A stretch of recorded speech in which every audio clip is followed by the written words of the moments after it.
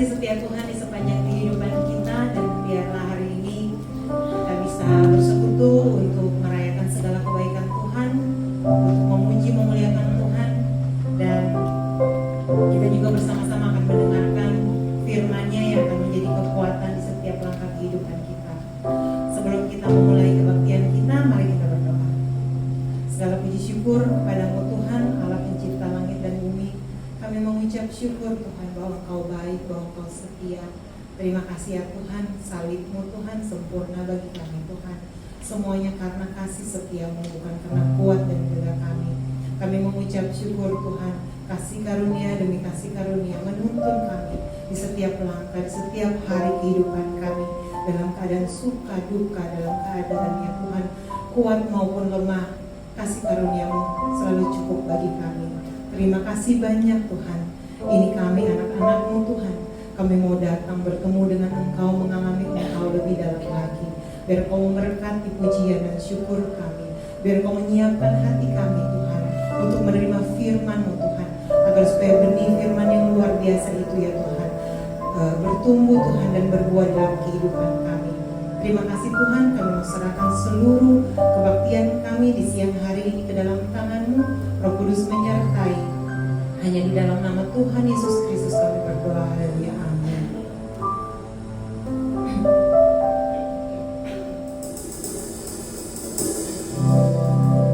Oke, diundang semuanya berdiri.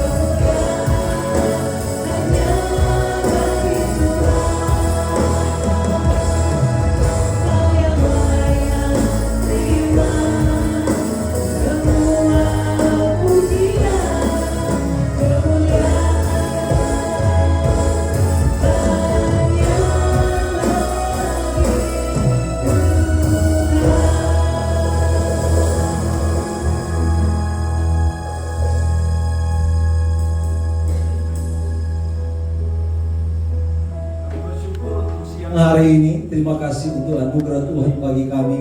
Bahkan waktu ini Tuhan yang Tuhan berikan bagi kami. Biarlah kami rindu menikmati pribadi-Mu, menikmati hadirat-Mu. Bahkan kami rindu menikmati firman-Mu. Biarlah Injil-Mu diberitakan sebenar-benarnya dari tempat ini. Dan setiap kami boleh mengalami Tuhan dalam hidup kami. Dalam nama Yesus kami berdoa. Yang siap untuk mendengarkan firman Tuhan. Haleluya. Amin. Puji Tuhan, silakan duduk.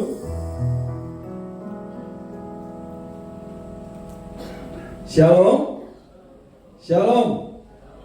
Puji Tuhan, saya bersyukur kepada Tuhan oleh anugerah dan kemurahan Tuhan, bahkan bagi pengurus di tempat ini yang kembali boleh mengajak saya untuk berbagi kebenaran firman Allah bagi setiap saudara.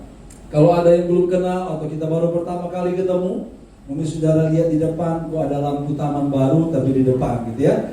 Nama saya Arthur Manaronsong, saya asli orang Manado. Dan saat ini saya mengembalakan sebuah gereja GBI Fun Church di Gading Serpong ya, di Hotel Episode. Kalau saudara lagi jalan-jalan atau ingin coba cek and recheck gerejanya, silakan datang. Sebenarnya istri saya kerja juga di Excel Smart, tapi dia nggak ada hari ini karena dia lagi cuti. Kebetulan salah satu ART kami harus kembali dan dia harus menjaga baby kami yang kedua. Nah, itu aja pengenalannya. Hari ini saya ingin berbicara tentang tema ini, tetap merdeka di tengah tekanan. Saya nggak tahu apakah ada yang melihat flyernya yang saudara sehingga datang pada siang hari ini. Nggak tahu apakah karena kata tekanannya, pas lagi saya ditekan-tekan ya. Jadi kesempatan saya untuk dengar firman Allah menguatkan saya. Atau saudara datang karena kata merdekanya. Bahkan mungkin saudara datang, ini puji Tuhan agak banyak nih yang datang nih ya. Padahal hari gajian biasanya ya jalan-jalan lah, makan dulu. Sebab itu wajahnya wajah sukacita dari tadi ya. Kenapa? Saudara bisa main, sebab itu saya tahu karena istri saya kerja di sini. Tapi satu kali ada seorang teman, dia pulang kerja, terus temannya tanya begini, kenapa kamu kok pulang kerja wajahnya lemas banget? Dia bilang begini, ya di kantor dapat tekanan dari atasan, di jalan dapat tekanan dari polisi, di rumah dapat tekanan dari istri. Cucian sudah banyak, maka tekanannya semakin menumpuk. Jadi dimanapun saya pergi, dimanapun saya ada, kayaknya tekanan nggak jauh-jauh amat. Sebab itu saya mau bertanya begini kepada setiap kita. Bisa next ya. Apakah saudara pernah ada saat ini lagi bertanya begini, mengapa ya kok jadi Kristen itu begini-begini amat? Apa maksudnya jadi Kristen begini-begini amat? Kok banyak sekali tekanannya?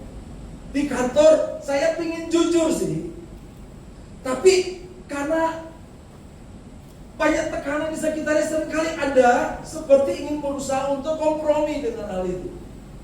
Padahal kekristenan mengajar kepada kita nggak boleh kompromi. Ya. Bahkan mungkin saudara lagi bertanya, mengapa jadi Kristen ya? Kok begini-begini amat? Hidup saya kayaknya nggak baik-baik terus tuh. Saya berharap ketika saya jadi Kristen, seharusnya saya ini bukan jadi ekor, tapi jadi kepala. Kok nggak naik-naik ya? Kok orang-orang itu yang naik, kok saya nggak naik-naik, padahal saya sudah lama. Ya. Mungkin dalam keluarga, dalam kehidupan sehari-hari penuh dengan pertanyaan ini. Ya, saya coba kasih perbandingan. Ya. Ada perbandingan begini. Perbandingan antara orang percaya dan orang tidak percaya. Sampai kita membuat perbandingan diri kita dengan orang yang tidak percaya. Jadi orang percaya, kok Kristennya itu susah, penuh masalah, penuh cobaan, penuh tekanan, bahkan penuh proses. Sementara kalau kita lihat orang yang gak percaya, nyaman-nyaman saja tuh, bahagia tuh, senang, diberkati, bahkan mungkin kaya raya. Sampai mungkin hari ini kita lagi bertanya tentang iman kita.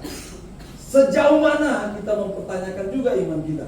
Sampai saya mau bilang begini kepada setiap kita, apakah ketakutan kita akan tekanan atau penderitaan mengalahkan keyakinan kita terhadap pemeliharaan Tuhan?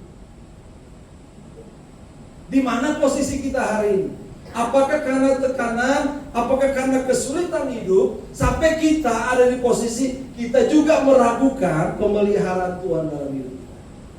Hari ini kita akan belajar dari seorang rasul, namanya Rasul Paulus. Kita buka bersama-sama 2 Korintus pasalnya yang pertama, ayat 3 sampai ayatnya yang ke-11. 2 Korintus pasal 1 itu sebelum 2 Korintus pasal 2. Saya yang baca aja buat setiap kita ya. 2 Korintus pasal 1 ayat 3 sampai ayat ke-11 berkata begini. Paulus buka dengan ini. Terpujilah Allah, Bapa Tuhan kita, Yesus Kristus, Bapa yang penuh belas kasihan dan Allah sumber segala penghiburan, yang menghibur kami dalam segala penderitaan kami, sehingga kami sanggup menghibur mereka yang berada dalam bermacam-macam penderitaan dengan penghiburan yang kami terima sendiri dari Allah. Sebab sama seperti kami mendapat bagian berlimpah-limpah dalam kesengsaraan Kristus, demikian pula oleh Kristus kami menerima penghiburan berlimpah-limpah. Jika kami menderita, hal itu menjadi penghiburan dan keselamatan kamu. Jika kami dihibur, maka hal itu adalah untuk penghiburan kamu, sehingga kamu beroleh kekuatan untuk dengan sabar menderita kesengsaraan yang sama yang seperti kami derita juga. Ayat 7 berkata begini. Dan pengharapan kami akan kamu adalah teguh, karena kami tahu bahwa sama seperti kamu turut mengambil bagian dalam kesengsaraan kami, kamu juga turut mengambil bagian dalam penghiburan kami. Sebab kami mau saudara-saudara, supaya kamu tahu akan penderitaan yang kami alami di Asia Kecil. Beban yang ditangguhkan atas kami adalah begitu besar dan begitu berat, sehingga kami telah putus asa juga akan hidup kami. Bahkan kami merasa seolah-olah kami telah dijatuhi hukuman mati. Tetapi hal itu terjadi supaya kami jangan menaruh kepercayaan pada diri kami sendiri, tetapi hanya kepada Allah yang membangkitkan orang-orang mati. Dari kematian yang begitu ngeri, Ia telah dan akan menyelamatkan kami. Kepadanya kami menaruh pengharapan kami bahwa Ia akan menyelamatkan kami lagi. Ayat 11. Karena kamu juga turut membantu mendoakan kami, supaya banyak orang mengucap syukur atas karunia yang kami peroleh berkat banyaknya doa mereka untuk kami. Sebelum kita masuk dalam hal yang selanjutnya, saya ingin menjelaskan dulu konteks dari surat 2 Korintus. Ketika Paulus penulis surat 2 Korintus ini, jemaat yang ada di Korintus itu lagi mempertanyakan tentang kerasulan Paulus. Kenapa? Begini, dalam pandangan waktu itu, penderitaan itu dianggap begini, itu sebuah penghinaan. Bahkan menandakan seseorang tidak percaya Tuhan. Sehingga orang mempertanyakan, kok Paulus hidupmu itu kok penuh dengan banyak penderitaannya? Karena begini, jemaat Korintus juga ada di persimpangan antara mereka mau bergabung sama semua orang-orang Korintus yang hidup dengan dosa free sex, dengan dosa-dosa yang kompromi itu, sehingga mereka berkata, kayaknya kalau jadi orang Korintus aman-aman saja. Kok kenapa ketika kami percaya kepada Kristus, kami seolah-olah menjadi kelompok yang baru, yang orang bilang, kamu ini sekarang terasing dari kami. Itu yang juga mereka pertanyakan kepada Paulus. Kok kamu menderita terus ya? Kok kamu menderita terus? Kok kamu penuh dengan tekanan ya? Paulus menjawab dengan surat 2 Korintus. Dia bilang begini, perjalanan kekristenan itu bukan soal banyaknya tekanan, tetapi soal apa? Kita mengalami penghiburan dari Tuhan. Amennya agak kurang ya. Baru gajian. Jadi bukan soal banyaknya tekanan, tapi ketika tekanan dia alami, Paulus melihat selalu ada penghiburan dari Tuhan untuk hidup. Yang membuat apa? Dia tetap merdeka walaupun di tengah tekanan, karena dia tahu kepada siapa dia percaya. Sebab itu saya mau bahas begini, bagaimana supaya kita tetap merdeka di tengah tekanan. Yang pertama adalah tetap merdeka di tengah tekanan. Karena apa? Mengenal Allah secara pribadi. Di ayat 3, ayat 4a, Paulus berkata begini, terpujilah Allah, Bapa Tuhan kita Yesus Kristus, Bapa yang penuh belas kasihan dan Allah sumber segala penghiburan, yang menghibur kami. Kalau teman-teman melihat, Bapak Ibu melihat, ketika Paulus membuka ayat 3 ini, dia nggak datang dengan persungutan, dia nggak datang dengan persoalan dulu, Tapi dia datang dengan dia mengakui, terpujilah Allah. Dia mengakui keberadaan Allah yang dia percaya. Dengan kata lain dia begini, bahkan dia menyebut Allah yang dia percaya sebagai Bapa. Hubungan yang paling dekat antara Allah dan umatnya ketika umatnya memanggil Allah itu sebagai Bapa. Jadi Paulus mulai dengan dia tahu kepada siapa dia percaya. Sebab itu saya mau bilang begini, pengenalan kita kepada Allah itu bukanlah sebuah pengalaman yang saya bilang cuma konsep sebenarnya. Itu yang Paulus bilang. Paulus mengenal Allah bukan hanya sebagai konsep, tetapi sebagai pribadi yang hidup, sebagai pribadi yang penuh belas kasih, pribadi yang aktif memberi penghiburan di tengah penderitaan. Bagaimana sebenarnya ketika kita bisa merdeka atau kita punya perspektif yang berbeda ketika kita ada di tengah tekanan? Kenapa? Karena kita mengenal dengan benar, mengenal secara pribadi siapa Allah yang kita percaya. Kita ada di posisi mana hari ini? Apakah kita cuma tahu saja tentang Tuhan, atau kita mengenal Dia secara pribadi? Tapi untuk kita mengalami seringkali pribadi Tuhan, seringkali, maaf saya harus bilang, Tuhan pun izinkan banyak tekanan supaya kita melihat Tuhan sebagai penghiburan. Wah, Arthur, betul sih kami baru terima gajian, gitu ya. Tapi kalau sudah bicara penderitaan, tekanan, itu yang kami nggak ingin alami. Benar sih orang nggak mau, tetapi kita akan melihat banyak penghiburan justru ketika kita ada di situ. Sebab itu saya mau bilang begini, penderitaan atau tekanan orang percaya bukan bukti bahwa apa? Allah meninggalkan mereka, tetapi justru ini saya mau bilang tempat nyata di mana apa? Penghiburan Allah di alam. Paulus nggak mau orang-orang di Korintus itu salah menafsirkan tentang penderitaan sebagai sebuah kehinaan bahwa dia itu nggak punya Tuhan. Tapi bagi saya begini, saya ingin kasih saudara cara pandang yang baru ketika kita melihat tekanan atau penderitaan, bahwa justru itu menjadi tempat nyata untuk Allah menyatakan penghiburan bagi saya dan saudara. Sebab itu saya bilang ini, orang yang mengenal Allah akan melihat kesulitan, akan melihat tantangan, akan melihat penderitaan atau tekanan yang dia alami sebagai karya untuk kebaikan atau penghiburan. Satu kali anak saya lagi main sepeda, tiba-tiba tanpa sengaja temannya tabrak dia, ya. Sampai dia akhirnya terjatuh. Wah, ini luka-luka, gitu ya. Bahkan di sininya ada luka juga, gitu ya. Dia nangis sekeras-kerasnya, ya. Saya di rumah, tiba-tiba Mbak teriak, Pak, si Dasa jatuh berdarah, ya. Saya langsung lari kepada Dasa, ya.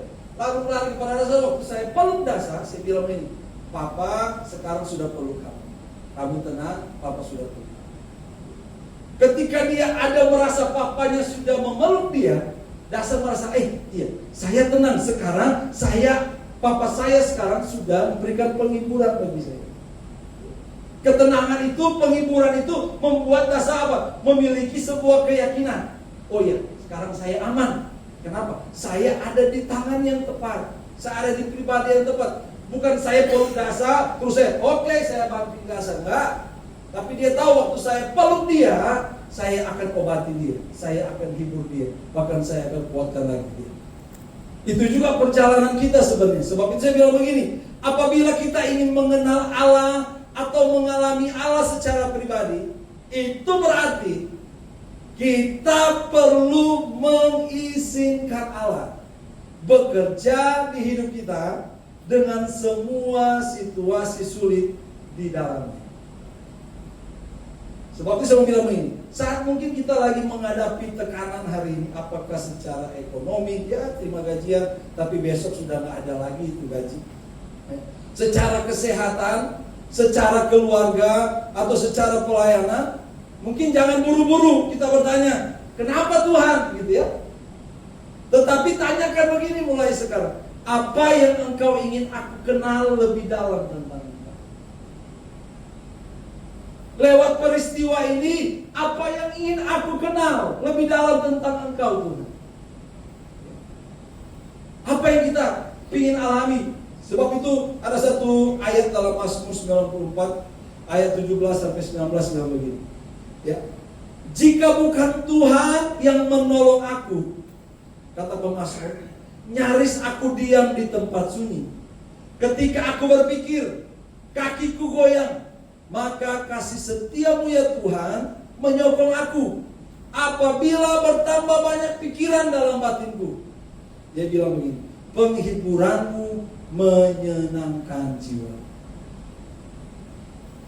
Ketika kita punya di posisi yang mungkin nyaris ada di sebuah keadaan yang seperti tempat sunyi, kaki kita goyang, makin banyak pikiran. Tetapi saya bilang begini, justru di situasi-situasi seperti itu, kita akan harus melihat, kita harus mengizinkan Tuhan berkarya di situ.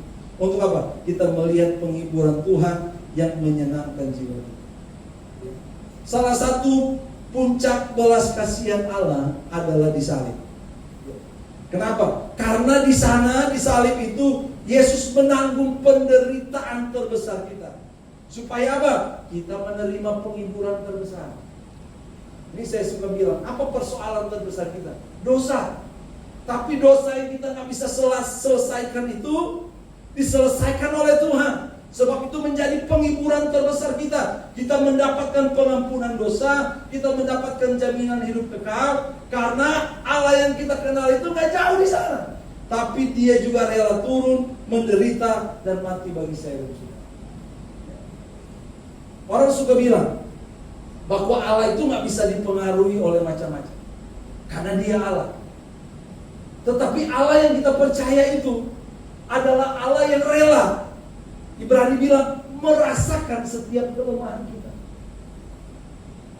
merasakan setiap kesulitan kita, bahkan kehinaan kita Dia tanggung di atas kayu salib. Satu orang bilang begini, kamu nggak tahu Arthur, aku ini pernah dilecehkan loh. Kamu nggak ngerti perasaanku. Betul, saya bilang, saya nggak ngerti. Tapi perasaan yang sama yang Yesus rasa ketika Dia dilecehkan di atas kayu salib. Gambar yang kita lihat itu ya ada kainnya. Tapi secara nyata Yesus itu ditelanjangi. Bukan cuma ditelanjangi, tapi Dia dihancurkan dirinya. Supaya apa? Dia bisa merasakan setiap penderitaan kita. Dia menjadi imam besar. Sebab itu saya bilang begini, mengenal Allah secara pribadi memberi kita identitas baru. Bukan korban keadaan, melainkan anak-anak Allah yang dikuatkan dan dihibur oleh. Yang kedua, ya, kita cepat-cepat. Yang kedua, bagaimana supaya kita tetap merdeka di tengah tekanan? Yang kedua, tahu tujuannya untuk menjadi kesaksian. Jadi kita bisa tetap tenang, kita bisa tetap merdeka, walaupun penderitaan ada, tekanan ada, karena kita tahu itu menjadi peluang bagi kita untuk kita menjadi kesaksian bagi banyak orang. Kita lihat ayat 4b. Paulus berkata begini dalam firman Allah yang hidup, ya. Saudara bisa baca. Mengapa Allah berbuat demikian? Ketika ada penderitaan, tapi Allah juga memberikan penghiburan. Paulus tanya, Paulus bilang begini, mengapa Allah berbuat demikian? Supaya tujuannya pertolongan dan penghiburan yang kita terima dari Dia dapat kita sampaikan kepada orang lain yang hidup dalam kesulitan dan memerlukan simpati dan dorongan. Kenapa kita diizinkan seringkali ada di posisi itu? Supaya kita bisa menjadi alat Tuhan ketika kita melihat orang mengalami posisi yang sama. Benar gak enak? Saya lahir keluarga Pantekosta. Mungkin dalam perut saya sudah terputang, ya, sudah glory haleluya. Tapi ketika saya lihat yang di rumah papa mama saya kerjanya apa? Wah, lempar piring, lempar gelas. Untung piringnya piring kaleng, ya, piring kaleng, jadi nggak pecah. Pekerjaan yang saya lihat di mata saya setiap hari keributan. Pengalaman itu masih saya rekam sampai sekarang, bisa bayangkan. Ketika satu hari mama saya pergi dari rumah, meninggalkan saya sama papa saya. Ya. Saya itu TK. Tiba-tiba bangun pagi biasa ada yang bangunin, mandiin saya ke sekolah, hari itu nggak ada. Papa saya yang karena masih mereka nikah muda, dia terlalu care dengan itu. Apalagi dia punya pengalaman yang beda waktu dia jadi anak, nggak pernah diperhatikan sama orang tua. Jadi luka yang sama dia bawa ke saya, luka yang sama saya bawa juga ke anak saya tanpa saya sadar. Tapi puji Tuhan saya bertemu dengan Injilnya cepat, jadi saya cepat bertobat. Ya. Tapi ketika ada di posisi itu, saya nggak ngerti kenapa saya harus melihat tanpa orang tua dalam hidup ini. Ya. Ada luka, ada sakit hati, ada api di memberontak, mencari penerimaan dengan apa? Dengan supaya teman-teman terima saya, mendingan saya curi bebek opa dan oma saya, supaya kita nongkrong bareng, masak bareng, supaya saya diterima oleh kelompok itu. Saya mencari penerimaan sama mereka. Sulit perjalanannya, nggak mudah. Tetapi ketika saya bertemu dengan Injil, bertemu dengan Kristus, seringkali saya bilang, iya, mungkin pengalaman itu kita nggak mau. Tidak masa sih kita mau ada keluarga yang berantakan. Tapi seringkali Tuhan bisa pakai kita di momen itu untuk kita bisa juga menjadi berkat bagi anak-anak lain yang lagi mengalami broken home. Saya baru ngerti. Bagi saya itu pengalaman pahit dan mungkin saya pun nggak mau alami. Tapi tanpa saya sadar Tuhan bawa saya bertemu dengan beberapa orang yang broken home. Tapi lewat kesaksian yang Tuhan kerjakan dalam hidup saya bisa menolong mereka. Saya bisa menjadi berkat, menjadi kesaksian bagi mereka. Sebab itu Paulus mengajarkan bahwa penderitaan orang percaya bukan hanya untuk dirinya sendiri, tetapi memiliki tujuan misiologis, gitu ya. Tujuan misi apa? Menjadi kesaksian dan sumber penghiburan bagi orang lain. Seperti saya bilang begini, penderitaan, tekanan bukanlah tanda kegagalan, melainkan jalan Allah untuk menghadirkan penghiburan bagi banyak orang. Jadi hidup Kristen selalu berkaitan dengan kesaksian, baik melalui penderitaan maupun melalui penghiburan. Mungkin tanpa kita sadar, ada orang-orang yang menilai hidup saudara di kantor. Waktu ditekan seperti ini, gimana responnya? Apakah dia marah? Apakah dia memberontak? Apakah dia tambah justru bergosip? Orang bisa lihat dari kita ketika kita ditekan. Tapi kalau kita percaya kita punya Allah dan kita lihat bahwa apa? Kita tahu bahwa tekanan ini bisa menjadi alat Tuhan untuk kita memberikan kesaksian, pasti kita akan merespon dengan baik. Kita akan memberi nilai baru. Oh, kok bisa dia ya melihat sudut pandang seperti itu? Kenapa dia nggak marah ya? Padahal saya sudah tekan-tekan dia, bahkan saya berusaha untuk menyingkirkan dia dari tim, bahkan supaya dia nggak dapat posisi. Tapi kenapa dia tetap mengasihi saya? Kenapa dia tetap menyapa saya? Bahkan memberikan senyumnya kepada saya. Walaupun mungkin saya sudah benci sama dia. Orang bisa lihat nilai itu. Justru itu jadi kesempatan apa? Untuk kita menjadi kesaksian bagi orang lain. Amin yang gak ada. Ya. Selanjutnya, sebab saya bilang begini, keadaan terburuk seringkali menjadi kesempatan terbaik. Kesempatan untuk menjadi saluran berkat, bukan sekedar tempat penumpukan berkat. Peristiwa terburuk seringkali menjadi peristiwa kesempatan terbaik untuk apa? Kita menjadi saluran berkat. Saudara tahu peristiwa terburuk di dunia ini peristiwa apa? Peristiwa terburuk apa? Yesus mati di kayu salib. Itu terburuk. Tapi di peristiwa terburuk itu jadi kesempatan terbaik bagi setiap saya dan saudara untuk kita diselamatkan. Amin. Ya. Kejadian 50 ayat 20. Ini pengalaman Yusuf. Ya, dalam versi mudah dibaca bilang begini. Ketika kakak-kakaknya dia cerita tentang apa yang kakak-kakaknya lakukan. Benar, dia bilang, benar. Bahwa kamu berencana melakukan sesuatu yang jahat terhadap aku. Dia bilang, betul itu. Apa yang kalian lakukan itu memang rencana jahat terhadap aku. Tetapi sesungguhnya dia bilang, Allah merencanakan yang baik. Rencana Allah memakai aku, menyelamatkan hidup banyak orang, dan hal itu terjadi. Wow. Yusuf nggak lihat bahwa rencana Tuhan adalah posisinya ketika dia jadi Perdana Menteri.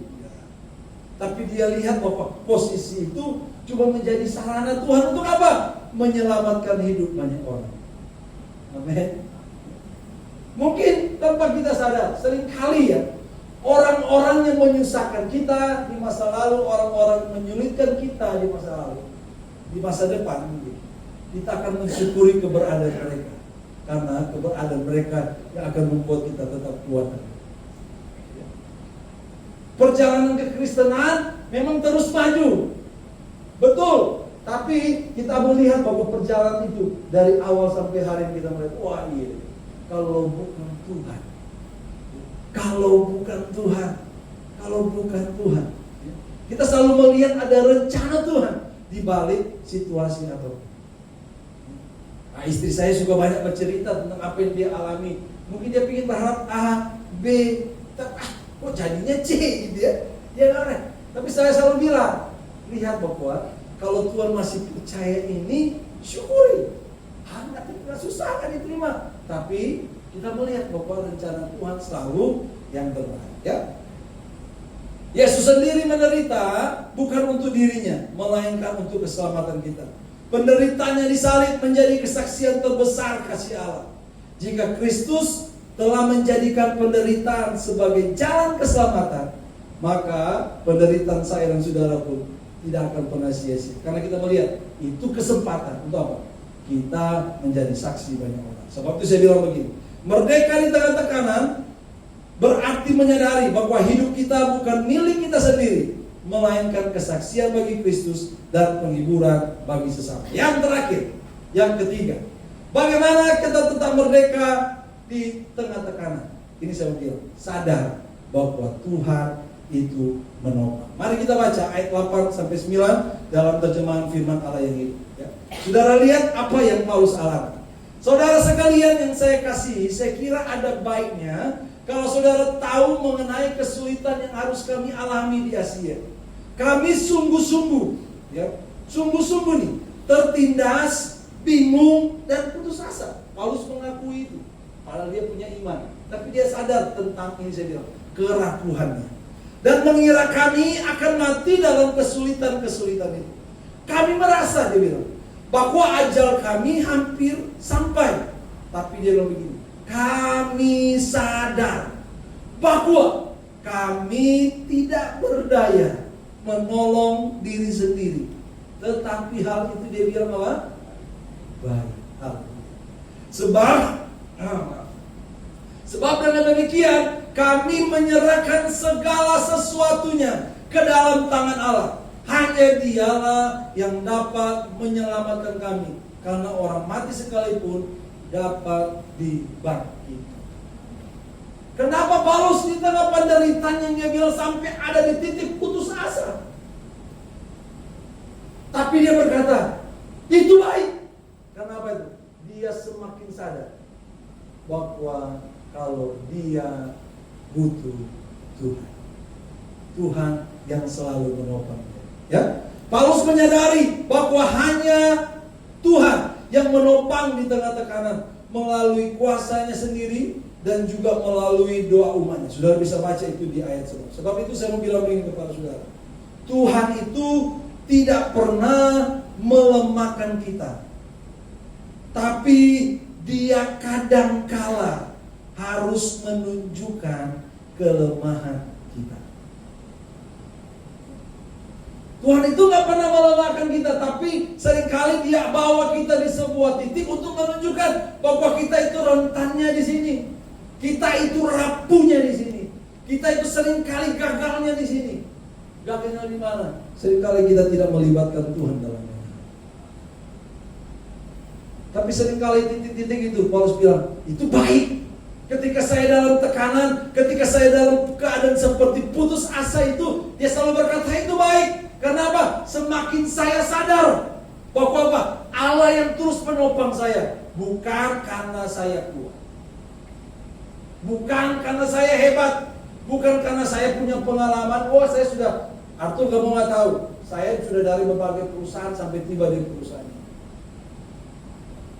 Kita nggak bisa berkata begitu. Semua cuma karena Tuhan yang menopang. Aminnya agak sulit kalau bicara begitu ya, agak susah ya. Tapi kita melihat, saya sebagai hamba Tuhan, sebagai seorang suami, sebagai seorang bapa, Saya sering kali gagal menjadi seorang papa yang baik bagi anak saya. Itu saya bilang tadi, karena tanpa saya sadar, saya mendidik anak saya berdasarkan luka yang saya alami. Tapi ketika momen itu terjadi, saya lihat, Tuhan, saya semakin sadar, saya itu perlu Tuhan dalam menjadi seorang ayah, menjadi seorang istri, bahkan untuk anak saya, bahkan untuk istri saya. Ketika ada di posisi mana kita hari ini, kita harus semakin sadar. Iya, itu baik. Supaya apa? Saya semakin sadar bahwa saya perlu Tuhan dalam hidup. Ketika tekanan berat datang, jangan pura-pura kuat. Tapi belajarlah mengakui kelemahan kita dan bergantung penuh pada Tuhan. Dunia lagi mengajar kita, kamu harus jadi hebat, tunjukkan kehebatanmu. Tapi dalam Tuhan seringkali kita harus mengetahui kelemahan kita, supaya kita semakin melihat kuasa Kristus itu nyata dalam hidup. Itu yang Paulus tutup di 2 Korintus pasal 12. Ya. Ingat bahwa kita punya pengalaman di masa lalu. Allah pernah menolong. Kalau dia pernah menolong hari kemarin, dia juga bisa menolong kita hari ini. Tuhan yang sama yang pegang kita hari ini, Tuhan yang sama yang pegang hari esok, yang terus akan memegang tangan kita. Gitu ya. 1 Samuel 30 ayat yang ke-6. Ini pengalaman Daud. Saudara tahu lah kisah ini, ketika semua orang, bahkan istrinya, bahkan semua apa yang dibawa oleh sebagai tawanan, semua orang dalam pasukan itu sedih. Mereka baru menang dari satu tempat, mereka balik, kotanya kosong, sudah ditawan, gitu ya. Terus orang-orang bilang, kita bunuh aja, kita salahkan saja si Daud. Tapi ketika ada di posisi itu, mereka membicarakan tentang pembunuhan atas Daud dengan melemparnya dengan batu. Tapi ketika di posisi itu, kalau dalam terjemahan Indonesia bilang begini, Daud menguatkan kepercayaannya. Tapi hal itu membuat betul, catat ini faktanya, Daud sangat bingung. Tetapi Daud menemukan kekuatannya di dalam Tuhan Allah. Kita masih bisa bersyukur sebenarnya. Kita punya Tuhan. Cuma pertanyaannya, apakah kita selalu melibatkan Tuhan? Apakah kita selalu sadar bahwa Tuhan yang hanya bisa menopang kita? Ya? Di salib, Yesus menanggung beban terberat, bahkan hukuman mati. Tetapi Allah membangkitkan dia dari kematian. Itulah bukti terbesar bahwa Allah sanggup menopang umatnya, bahkan dalam keadaan paling gelap sekalipun. Yang mati, dia bangkitkan. Maka ketika kita ada di dalam kegelapan hari ini, Allah yang sama yang sanggup menopang kita. Kata-kata terakhir sebelum saya menutup, ya. Merdeka berarti kita tidak lagi bergantung pada kekuatan diri sendiri, melainkan menyerahkan seluruh hidup kita pada Allah yang menopang. Saya mau bilang begini kepada setiap saudara. Tekanan hidup justru bisa membuat kita sadar bahwa kita ini nggak sanggup tanpa Allah. Dan saya mau bilang yang terakhir lagi, hidup itu berat, tapi Allah kita hebat. Haleluya. Mari bersama-sama kita berdoa.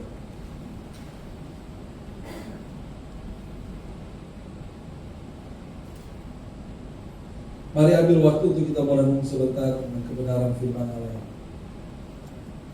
Apakah ketika kita mengalami penderitaan, ketika kita mengalami tekanan, bahkan kesulitan yang kita lagi gumuli hari ini, kita lagi bertanya, di mana Tuhan? Di mana Engkau Tuhan? Bahkan mungkin kita lagi dalam keadaan kecewa sama Tuhan.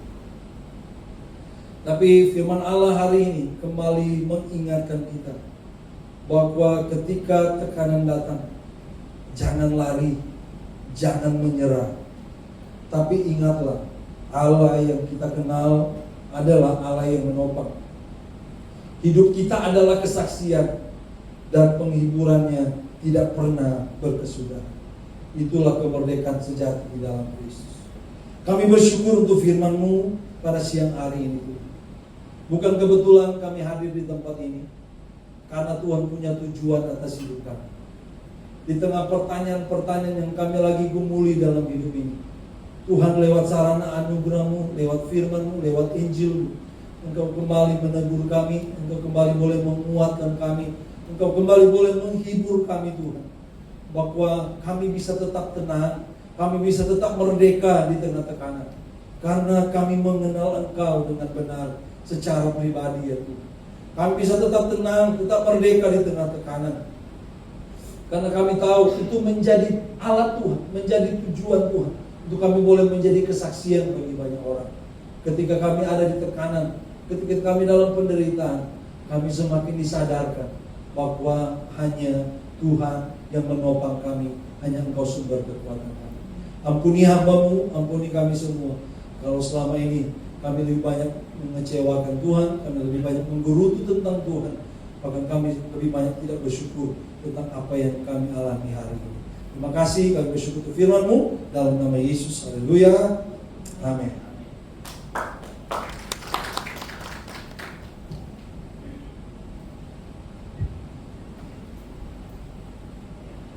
Puji nama Tuhan. Terima kasih Pak Arthur, kembali bertemu lagi. Teman-teman, terima kasih semuanya sudah hadir. Dan kiranya firman Tuhan yang disampaikan terus menjadi bekal kita ya, firman kita. Tadi firman Tuhan mengatakan benar sekali dalam ketika Tuhan menunjukkan kelemahan kita, itu menunjukkan bahwa kita memang tidak bisa berbuat apa selain daripada Tuhan yang menopang kita. Sama seperti halnya terpujilah Tuhan, Persekutuan 2 Excel Smart, ketika kita bersatu, LB1 mungkin belum kelar, tapi teman-teman PD bersatu duluan, itu kita melepaskan pakaian kita, maksudnya kita bersatu ya karena kita sama-sama anak Tuhan, terlepas kita di belakangnya siapa, itu kita menganggap kemurahan Tuhan sangat besar. Jadi teman-teman, terima kasih atas kehadirannya.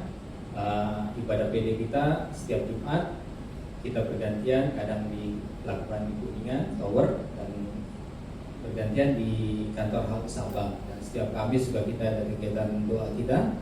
Teman-teman bisa hadir sama-sama kita untuk berdoa bagi company dan juga bagi kita semua. Nanti persembahan, kita ada kantong persembahan dan juga ada QRIS yang nanti akan ditampilkan di layar. Jadi teman-teman bisa memberikan persembahannya melalui QRIS atau melalui kantong persembahan nanti yang begitu luar. Saya undang Bu Ingrid ya untuk berdoa syafaat. Nanti Pak Arthur tutup dalam doa berkat ya Pak. Terima kasih.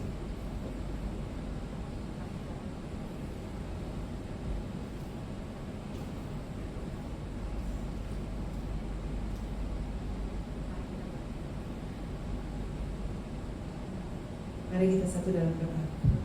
Bapa, kami mengucap syukur Tuhan karena kami bersama-sama sudah mendengarkan firman-Mu. Kami diteguhkan dan dikuatkan Tuhan untuk selalu percaya ya Tuhan, dalam setiap situasi Engkau turut bekerja mendatangkan kebaikan. Dan biarlah ya Tuhan segala situasi kami ya Tuhan, kelemahan kami ya Tuhan, kami serahkan kepadamu karena Engkau sumber kekuatan yang membebaskan dan memerdekakan kami. Terima kasih Tuhan, berkati Pastor Arthur dan keluarga, berkati ya Tuhan pelayanan, pekerjaan, cita-cita ya Tuhan, dan visi misi keluarga ini Tuhan. Biar semuanya ya Tuhan Engkau yang cukupkan, Engkau yang berkati waktu yang tepat, kesempatan yang tepat datang kepada mereka Tuhan, dan semuanya hanya untuk hormat dan kemuliaan nama-Mu. Terima kasih banyak Tuhan, kami mau berdoa untuk Excel Smart Tuhan, kami anak-anak-Mu yang ada di sini Tuhan. PDO Immanuel Excel Smart Tuhan, biar Kau memberkati kami semuanya Tuhan, agar supaya kami menjadi garam dan terang. Memangnya Tuhan dalam segala situasi ada kesulitan-kesulitan, ada tantangan, namun kami percaya Tuhan apabila kami berserah, kami mengandalkan kasih karunia-Mu, maka ya Tuhan semuanya ya Tuhan akan menjadi mudah. Maka semuanya ya Tuhan Engkau akan mampukan kami ya Tuhan untuk keluar menjadi pemenang. Berkati kami untuk menjadi kesaksian kemanapun kami berada. Berkati kami ya Tuhan, pelayanan ini ya Tuhan untuk saling menguatkan dan meneguhkan ya Tuhan satu sama lain. Kami percaya Tuhan Excel Smart Tuhan akan Kau bawa ya Tuhan pada ya Tuhan era yang baru, era yang lebih baik dari sebelumnya ya Tuhan. Kami mau berdoa untuk segala cita-cita ya Tuhan, target ya Tuhan, harapan ya Tuhan untuk Excel Smart biar terjadi ya Tuhan. pertumbuhan yang luar biasa Tuhan, ekspansi pasar ya Tuhan yang Engkau berkati bagi kami, karena kami percaya ya Tuhan ada anak-anak-Mu di sini, dan biarlah semua apa yang kami capai ya Tuhan hanya kami persembahkan untuk hormat dan kemuliaan nama-Mu. Berkati para pemimpin owner ya Tuhan, hikmat-Mu menyertai mereka, roh takut akan Tuhan ada di dalam mereka. Apapun yang menjadi ya Tuhan harapan kami dan cita-cita kami ya Tuhan, kami serahkan ke dalam tangan-Mu. Terima kasih Tuhan, kami pun mau berdoa untuk bangsa dan negara kami Tuhan Indonesia. Kami mengucap syukur Tuhan bahwa kami ya Tuhan sudah dimerdekakan Tuhan dari penjajahan. Namun Tuhan biarlah ya Tuhan kasih karunia-Mu turun Tuhan untuk bangsa ini, agar setiap ya Tuhan jiwa yang ada di bangsa ini mengenal Engkau, bertemu Engkau Tuhan dan Juru Selamat, dan Indonesia untuk kemuliaan nama-Mu Tuhan. Terima kasih Tuhan, kami Tuhan serahkan seluruh kehidupan kami masing-masing pribadi kami Tuhan. Pada saat kami datang Tuhan, kami akan berbeda pada saat kami keluar, karena kami sudah menerima firman-Mu, kami sudah menerima berkat-Mu, kami menerima kasih karunia-Mu. Terima kasih Tuhan, ini doa dan ucapan syukur kami bawa di dalam nama Tuhan Yesus Kristus. Haleluya, amin. Mari angkat tanganmu di hadapan Tuhan, dan terimalah berkat dari Allah Bapa, cinta kasih dari Tuhan Yesus, persekutuan, penghiburan, sukacita, damai sejahtera dari Roh Kudus yang terus menyertai kita mulai hari ini, besok, dan sampai selama-lamanya. Kembalilah dan pergilah, terus menjadi saksi Tuhan di tengah-tengah hidupmu, di tengah-tengah pekerjaanmu, di tengah-tengah keluargamu, dimanapun Tuhan utus engkau, biarlah hidupmu terus memuliakan nama Tuhan. Kami terima segala berkat ini hanya di dalam nama Tuhan Yesus Kristus. Kami berdoa dan mengucap syukur. Haleluya. Amin. Puji Tuhan.